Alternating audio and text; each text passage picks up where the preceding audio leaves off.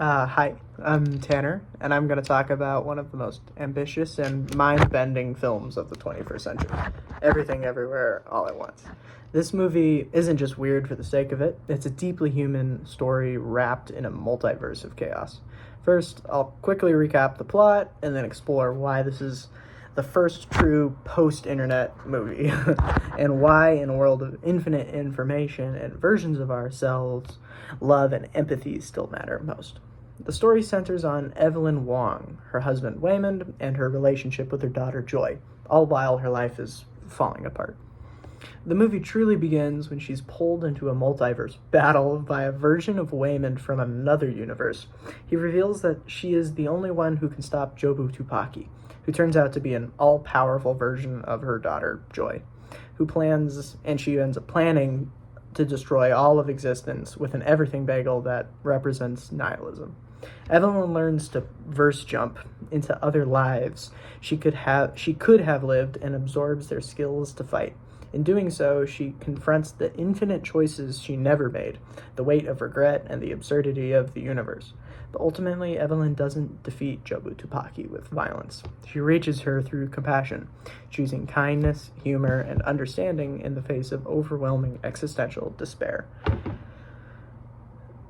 She embraces chaos, but also the people she loves. The film feels like the internet, not just in content, but in form. It's fast and informationally dense, switching realities faster than the majority of people can even keep up with. It mirrors the way we scroll online, how we can see memes, violence, philosophy, absurdity, and emotion all smashed into one doom scroll. Everything, Everywhere, All at Once is the first movie to embrace that experience.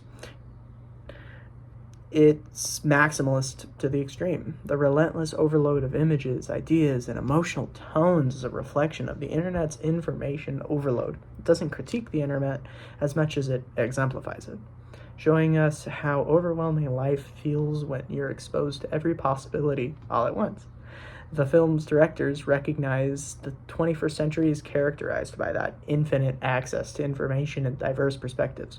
The result isn't clarity, it's chaos. In this sense, the film is postmodern, post-genre, and perhaps the first post-internet film. It reflects the lived reality of a generation raised by the internet. With so many realities, how can anything matter? That's Jobu Tupaki's question. She's seen every version of herself and Evelyn and every absurd timeline, and it's made her feel that nothing has meaning. The everything bagel is her symbolic void, a place where too much information has collapsed into nothingness.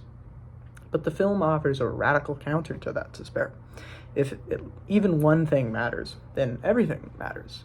And that one thing is often the people closest to us. A kind word from a husband, a hug from a daughter, or even a moment of silliness with a stranger.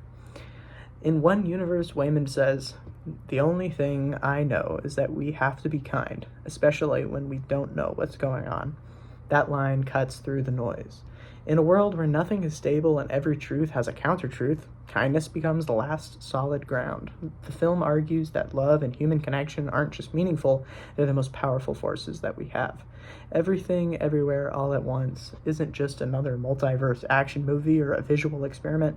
It's a message for our time, that even in the face of infinite choices and overwhelming noise, you should still try to choose love and sympathy, especially towards those nearest to us. The most powerful thing that we can do in the 21st century isn't to conquer that chaos, but to be gentle while acknowledging that said chaos.